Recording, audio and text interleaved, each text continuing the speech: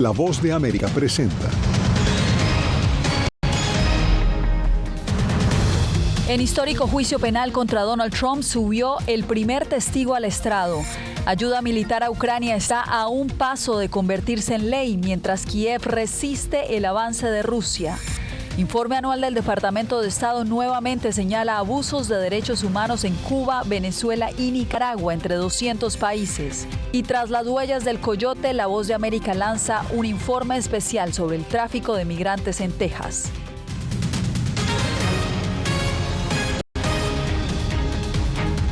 ¿Qué tal? Les doy la bienvenida al Mundo al Día. Soy Yasmín López.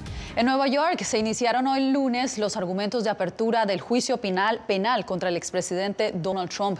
La Fiscalía y la defensa presentaron sus argumentos y el primer testigo del caso fue llamado al estrado. Ángela González está en vivo con el desarrollo de esta audiencia desde la Corte de Manhattan. Ángela, ¿qué es lo último? Yasmín, este es el quinto día de juicio a Donald Trump y la jornada de este lunes terminó más temprano, y esto debido a que uno de los jurados suplentes fue excusado por el juez debido a que tenía una cita odontológica. Cabe recalcar que es imperativo que los 18 jurados, los 6 suplentes y los 12 titulares estén presentes en caso de que los suplentes deban reemplazar a los jurados titulares en caso de eventualidad. También trascendió que los jurados serán anónimos, es decir, protegidos en este juicio. Este lunes comenzaron los argumentos de apertura del juicio penal contra Donald Trump en Nueva York.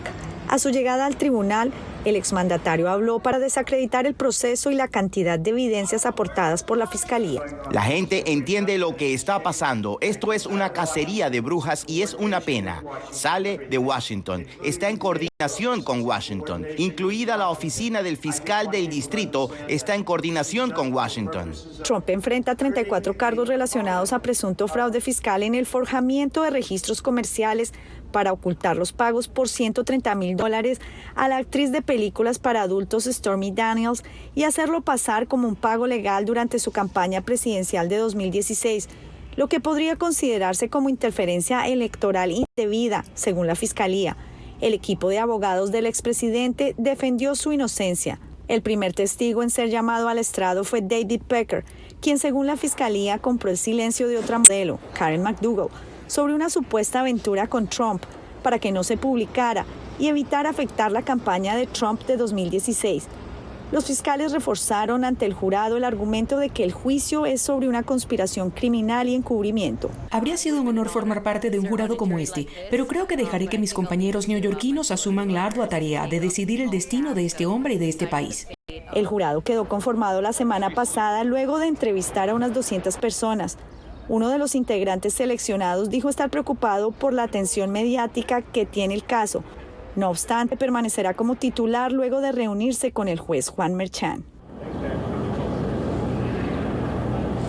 Y la seguridad en las afueras del tribunal también incrementó con cordones policiales adicionales y la presencia de ambulancias, y esto luego de un incidente el viernes cuando un hombre se inmoló y murió en el hospital. Yasmín.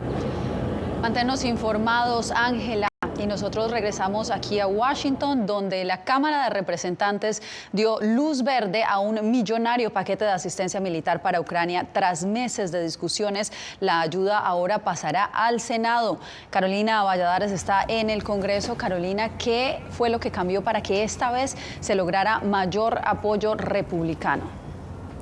Hola, Yasmin. Pues según el líder de la Cámara Baja, Mike Johnson, son muchas las cosas que han cambiado. Entre ellos dice varios puntos positivos. Por ejemplo, se trata de un cheque que no es en blanco, dijo.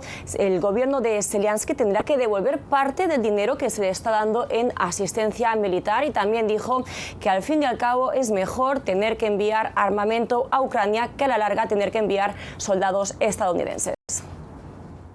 Con todos los votos del Partido Demócrata y la mitad del Partido Republicano, la Cámara de Representantes de Estados Unidos dio luz verde al millonario paquete de ayuda a Ucrania para su aprobación final en el Senado en medio de un ambiente de euforia en las filas demócratas. De manera bipartidista derrotaremos al obstruccionista pro-Putin en el Congreso y haremos lo que responde a los intereses de seguridad de Estados Unidos.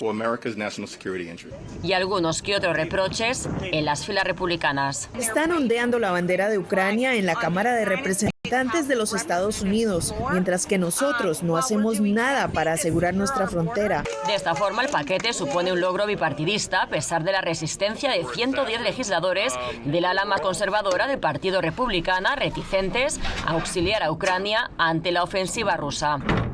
El paquete, que también contempla ayuda para Israel y Taiwán, dota en hasta $60.000 millones la asistencia para Kiev, de los cuales 23.000 millones irán destinados a rearmar al ejército ucraniano. Hoy hemos recibido la decisión que estábamos esperando sobre el paquete de apoyo estadounidense, por el que hemos luchado tan duro. Un paquete muy importante que lo sentirán nuestros soldados en el frente, nuestras ciudades y pueblos que sufren el terror ruso.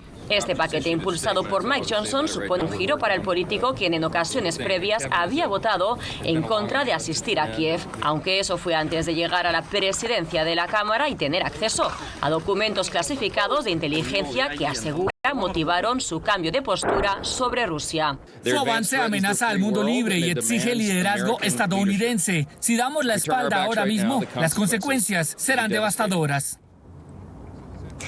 Y mientras esta legislación avanza hacia la Cámara Alta del Senado, lo que está en el aire es el propio puesto de Mike Johnson como presidente de la Cámara Baja y si, como amenazan sus exaliados de la bancada republicana, los más conservadores, pues someterán o no a votación una moción de censura en su contra. Carolina Valladares, gracias por el reporte. El Departamento de Estado de Estados Unidos publicó hoy su informe global anual sobre el estado de los derechos humanos. En la región latinoamericana se documentan nuevamente abusos en Nicaragua, Cuba y Venezuela. Paula Díaz tiene el informe. El reporte presentado por el Departamento de Estado sobre el cumplimiento de los derechos humanos señala que en Cuba más de 1.000 presos políticos están detenidos injustamente y que sus familiares también son blancos de amenazas. En Nicaragua, el gobierno de Daniel Ortega cerró más de 300 organizaciones de la sociedad civil en el 2023 y mantiene retenidos a más de 100 presos políticos, mientras en Venezuela no hubo cambios significativos en la situación de los derechos humanos. A nivel global, el informe hace un fuerte énfasis en los episodios de violaciones de derechos humanos en la guerra entre Israel y Hamás desde el pasado 7 de octubre del 2023. Cuando llegan denuncias de incidentes relacionados con la violación del derecho humanitario, incremento de abusos, nosotros tenemos que revisarlos y procesarlos. En la región latinoamericana, el reporte destaca avances en la implementación de reformas laborales en México. En El Salvador, bajo el estado de excepción, los informes de violencia de pandillas disminuyeron significativamente, lo que, según el informe, permitió a los ciudadanos ejercer su derecho a la vida, la libertad y la seguridad. Sin embargo, reporta las detenciones arbitrarias y las audiencias previas al juicio masivas socavaron el debido proceso y exacerbaron las condiciones históricamente difíciles en prisiones superpobladas. Lo que lo hace único es que presenta para cada país un reporte veraz y cuidadoso que le provee al mundo una ventana clara de las condiciones de derechos humanos en cada esquina del mundo. El informe también señala que la invasión a plena escala y no provocada de Ucrania por Rusia en febrero del 2022 ha provocado muertes y destrucciones masivas, planteando preocupaciones en materia de derechos humanos. Paula Díaz, Voz de América, Washington. Cambiamos de información. Los ecuatorianos le dijeron sí este domingo al referendo propuesto por el presidente Daniel Noboa para enfrentar la criminalidad que convirtió el país en uno de los más peligrosos de la región. Saludamos a Néstor Aguilera en Quito. Néstor, en materia de seguridad, ¿qué va a cambiar con este referendo? Yasmín, especialmente dotar al Estado de mayores herramientas para un eficaz control o enfrentar de mejor forma al crimen organizado a través de aspectos como el apoyo complementario de las Fuerzas Armadas al trabajo de la Policía Nacional, la posibilidad de extraditar a ecuatorianos requeridos en otros países y también otros aspectos que incluye este proceso de consulta popular y referendo 2024. De 11 preguntas planteadas en el referendo y consulta popular 2024, 9 obtuvieron un respaldo mayoritario de los electores. Aquellas vinculadas con la seguridad, como la ampliación de la cooperación de las Fuerzas Armadas con la Policía Nacional, luego de que en 2023 se viera desbordada la violencia y se registraran más de 7.800 homicidios, según cifras oficiales. Eso es un espaldarazo justamente a lo que el gobierno buscaba y a lo que el gobierno necesitaba para continuar en esta lucha. Simón Jaramillo, subdirector de la Corporación Participación Ciudadana, asegura que era de esperarse la respuesta ciudadana en asuntos de seguridad, por ser uno de los temas más importantes para los ecuatorianos. La gente sintió eso precisamente, ¿no? Que si algo podía aportar la consulta, porque hay temas que son más ideológicos, más complejos, pero que si hay algo que se podía sacar de esta consulta, era ciertos reforzamientos en el tema de seguridad. La opción no ganó en 2 de las 11 preguntas, que se relacionaban con la contratación por horas y el arbitraje internacional para la resolución de conflictos en materia de inversiones. La agrupación política Unidad Popular impulsó esa opción. Un mensaje fuerte y claro al presidente Daniel Noboa, que ha perdido la credibilidad, porque estas son las preguntas esenciales. En el tema de seguridad, Néstor, había un consenso nacional. La propuesta de Noboa de pagar por horas buscaba crear opciones alternativas de remuneración para los jóvenes. No prosperó por el temor de algunos sectores de que podría llevar a un retroceso en los derechos de los trabajadores.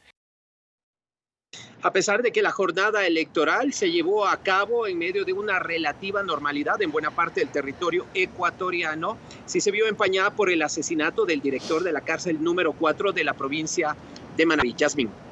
Néstor, y justamente la Fiscalía y la Policía de Ecuador informaron este lunes que recapturaron al líder de la banda delictiva Los Lobos, Fabricio Colón Pico Suárez, quien está en una lista de los criminales más buscados de ese país. Se había escapado de una penitenciaría en la ciudad andina de Riobamba en enero y es acusado de planear un ataque contra el fiscal general y de otros delitos en medio de la ola de violencia que azota a Ecuador.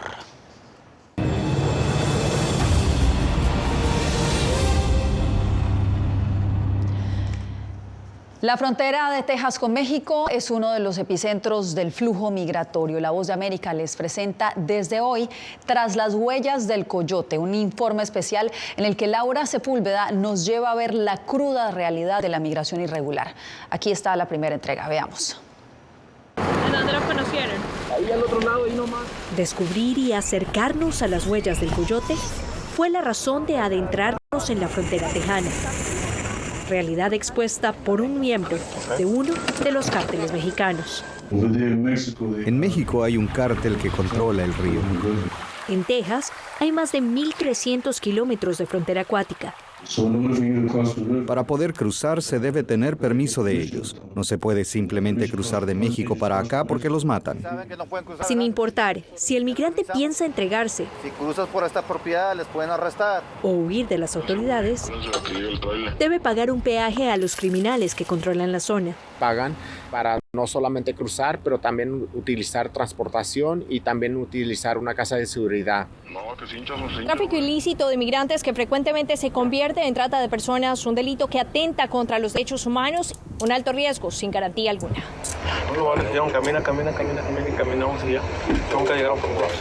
Cuenta uno de muchos migrantes que han caído en la trampa comúnmente planeada por el cártel.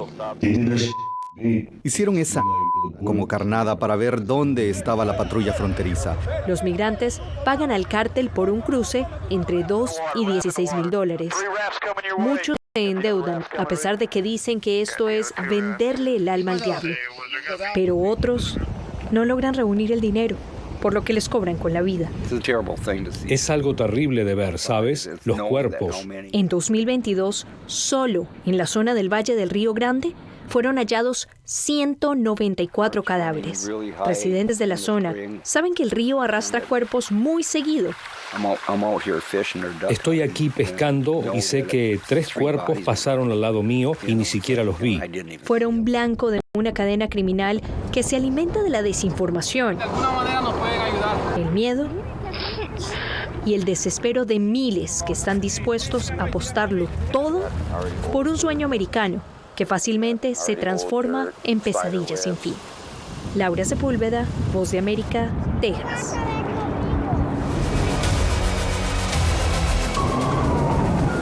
Tienes tu cinturón abrochado, ¿cierto? Buscando el rastro de los traficantes de migrantes. Mañana en un nuevo episodio de Tras las huellas del coyote. Regresamos en instantes con el nuevo representante de la oposición venezolana, Edmundo González, quien enfrentará a Nicolás Maduro en las próximas elecciones. Los asesinatos abiertos contra periodistas. Periodismo, la prensa libre importa. Una producción especial de La Voz de América. La situación de los periodistas en Bolivia cada vez es más peligrosa. Disponible en vozdeamerica.com. Una madre rusa busca desesperadamente a su hijo desaparecido en territorio ucraniano durante la guerra. Las autoridades militares y el presidente de su país no han respondido a sus reclamos. ¿Su última esperanza? Ir a Ucrania y encontrarlo ella misma. Mam, все будет хорошо, я тебя люблю. La búsqueda de Olga. Все будет хорошо. Давай. Disponible en todas las plataformas de La Voz de América. Llenó de orgullo a su nación conquistando títulos alrededor del mundo.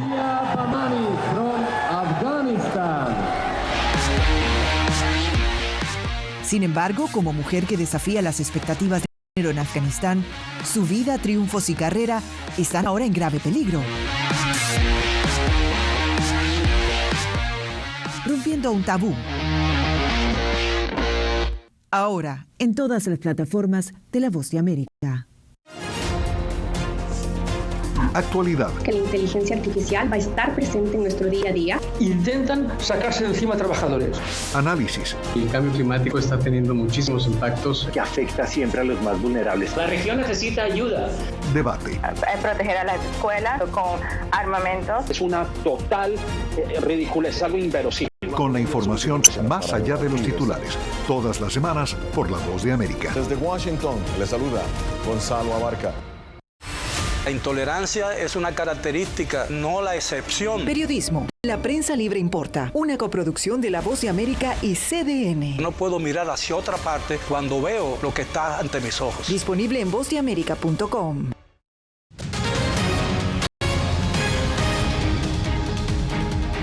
La oposición política venezolana ya tiene candidato para enfrentar a Nicolás Maduro. Álvaro Algarra nos informa quién es Edmundo González.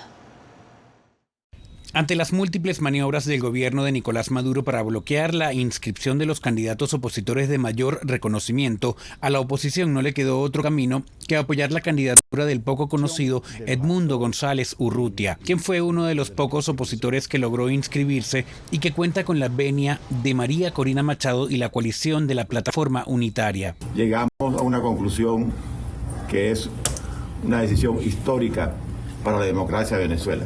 González es poco conocido en el país, pero según el más reciente sondeo de opinión de la firma More Consulting, cualquier candidato apoyado por María Corina Machado tendría una intención de voto de 45.8%, mientras que el presidente Nicolás Maduro, que busca su tercer mandato, 21.6%. En este momento, el candidato que tiene el apoyo y el respaldo de María Corina Machado es precisamente Edmundo González. Otro de los retos que encara la oposición es la imposibilidad de adherir el apoyo del partido Un Nuevo Tiempo, liderado por Manuel Rosales, en el tarjetón electoral para la candidatura de González. Por la imposibilidad de ingresar al sistema automatizado de postulaciones vía en línea, posteriormente con la manifestación de voluntad del partido Un Nuevo Tiempo de adherirse a la mesa de la unidad. González, de 74 años de edad, se desempeñó como embajador de Argelia entre 1991 y 1993 y en Argentina en los primeros 2 años del gobierno de Hugo Chávez. Álvaro Algarra, Voz de América, Caracas. Miles de colombianos protestaron contra las reformas económicas y sociales del presidente de Colombia, Gustavo Petro. Este domingo, unos 70.000 ciudadanos colombianos salieron a las calles de la capital y de otras ciudades a marchar contra las iniciativas que, según Petro, combatirán la profunda desigualdad, pero que, según sus opositores, afectarán la ya debilitada economía del país. Las reformas pensional y de salud, entre otras, fueron promesas clave de la campaña para el líder de 64 años que asumió el cargo en el 2022. En Colombia, las autoridades encendieron las alarmas por la explotación sexual de menores en diferentes regiones de ese país. Jair Díaz nos cuenta que el caso más reciente involucra a un ciudadano estadounidense. Continúa aumentando la cantidad de denuncias de pederastia en Colombia. Según el Instituto Colombiano de Bienestar Familiar, en 2022 se registraron 161 casos, en 2023 fueron 264 casos y en lo corrido del 2024 se han contabilizado un total de 313 casos, siendo Antioquia el departamento que ocupa el primer lugar con este flagelo. Se requiere más inclusión social y seguimiento mediante inteligencia a personas que sean, digamos, que tengan algún antecedente. Según la Oficina de las Naciones Unidas contra la Droga y el Delito, la explotación sexual es el segundo delito más lucrativo en Colombia. Una problemática que no cesará si no se cambian las políticas públicas, apuntan desde la Fundación Renacer. Hay múltiples factores que tienen que ver con que pues tengamos estos niveles de vulnerabilidad, incluidos obviamente la pobreza, la falta de acceso en algunos territorios a la educación. Uno de los casos más recientes ocurrió en Medellín. Las autoridades adelantaron que solicitarán la extradición de un estadounidense a quien presuntamente hallaron en un hotel con dos menores de 12 y 13 años de edad. Pero ese es uno de los pocos casos que prenden las luces, pero ocurre más de lo que uno cree y más de lo normal. El Instituto Colombiano de Bienestar Familiar contabiliza este año 48 casos en Antioquia, 39 en Bolívar y en Bogotá, 37 en el Valle del Cauca y el resto en ciudades como Cartagena y otras regiones del país. Jair Díaz, Voz de América, Bogotá. Regresamos con más información en instantes. Les contamos cómo en Nevada los profesionales del futuro miden sus destrezas laborales.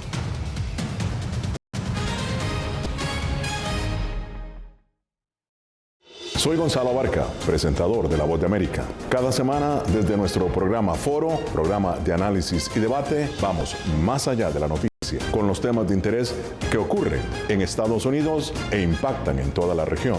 Desde La Voz de América, tengo el privilegio de moderar debates y confrontar ideas diferentes. Si nuestra audiencia se puede formar su libre opinión y tomar sus decisiones bien informadas, porque en La Voz de América, la prensa libre importa. El crimen organizado asesinaba a los chicos y luego quemaba los cuerpos. Periodismo, la prensa libre importa, una coproducción de La Voz de América y Latina. Sí que es complicado hablar acá de libertad de expresión. Disponible en vozdeamerica.com. Soy Diva Lizeth Cash, periodista y presentadora de La Voz de América. Ir más allá de la noticia, escuchar las voces de las minorías y de las comunidades más vulnerables para informar sobre sus necesidades y logros es mi pasión. Económicas se ven obligadas. Desde Washington, visibilizar la diversidad étnica de Estados Unidos y de la comunidad hispana es parte de una pasión que compartimos en La Voz de América, donde la prensa libre importa. Que empiecen a callar a periodistas, que empiecen a callar medios. Periodismo, la prensa libre importa. Una producción especial de La Voz de América. Porque al final lo que está en juego no solo medios de comunicación, sino la democracia de un país. Disponible en vozdeamerica.com.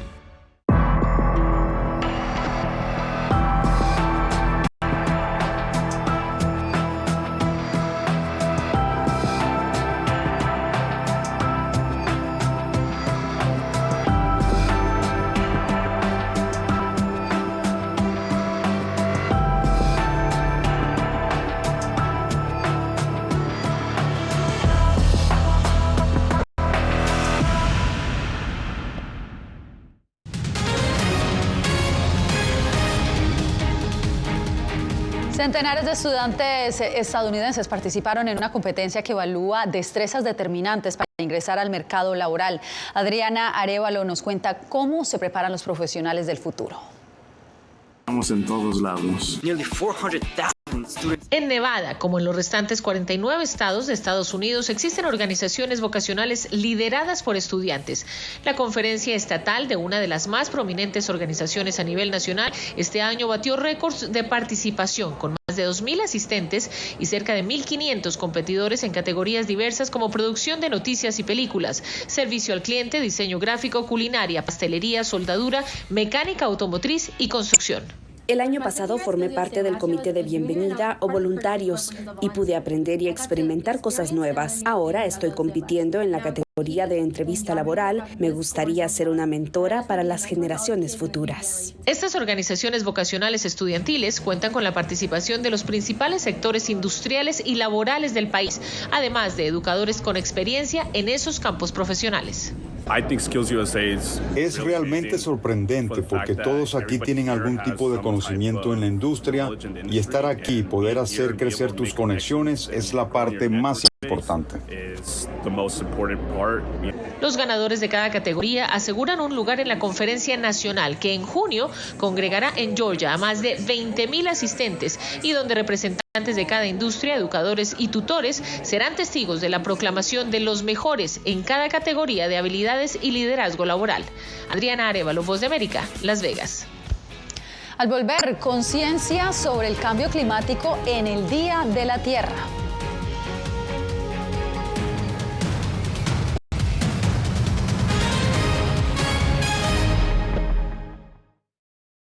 Hola, soy Natalí Salas Guaitero, conductora de La Voz de América. Desde pequeña desarrollé un gran deseo por darle voz a aquellos que son invisibles por una u otra razón. Ya ha sido reforzada. Me enorgullece ser parte de La Voz de América, un equipo en el que la ética y la búsqueda de la verdad siempre son el norte. Ser periodista es una gran responsabilidad porque somos defensores de principios de libertad y para mantenerlos, la prensa libre importa.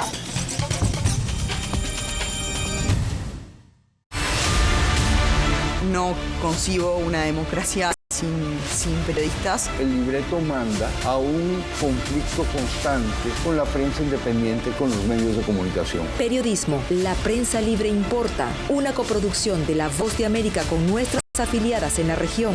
Se ejerció esta profesión con mucho miedo. ¿Cuántos periodistas van muertos ya por decir la verdad? Disponible en vozdeamerica.com.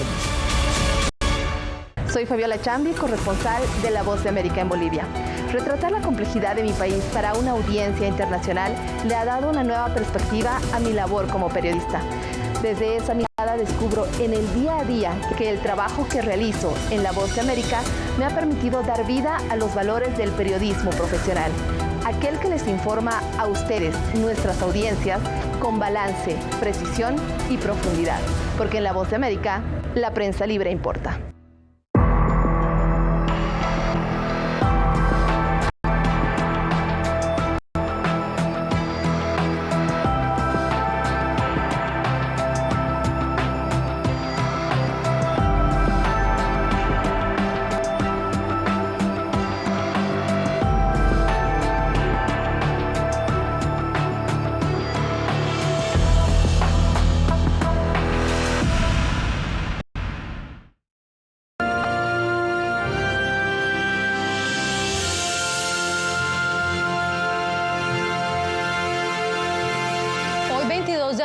Las Naciones Unidas reconocen el Día Internacional de la Tierra, una jornada que sirve para concienciar a la población acerca de la salud de nuestro planeta. Antonio Belchi nos da un reporte.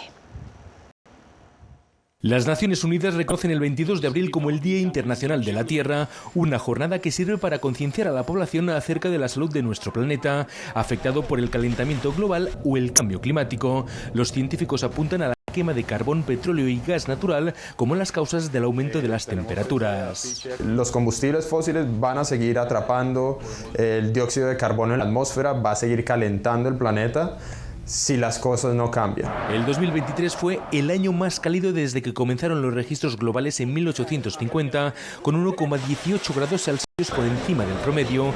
La ONU ha calificado de colapso climático esta situación y se teme que esto solo sea el principio. La única forma de interpretar esto es que el calentamiento global sigue en progreso. No hay razón para pensar que la situación vaya a mejorar. Pese a las perspectivas tan negativas, los científicos confían en que aún hay margen de maniobra para cambiar las cosas, pero se debe de actuar de inmediato. La responsabilidad de todos los ciudadanos hacer lo que puedan para tratar de reducir el impacto que cada uno de nosotros personalmente tiene. Es el mensaje que también se envía desde la ONU y otros organismos internacionales. Piden más acción gubernamental para implementar políticas que luchen contra el cambio climático. nuestros gobiernos, nuestros líderes electos tienen que tomar acción para protegernos de nuestro constante consumo de combustibles fósiles. La NASA cuenta con suficientes recursos para poder monitorear los cambios del planeta a largo plazo y así analizar con datos científicos cuál es la tendencia que por ahora señala al calentamiento de los océanos. Anthony Belchi, Voz de América, Miami. Bien, pues haciendo conciencia de la importancia de nuestra tierra, cerramos esta emisión del Mundo al Día. Gracias por acompañarnos.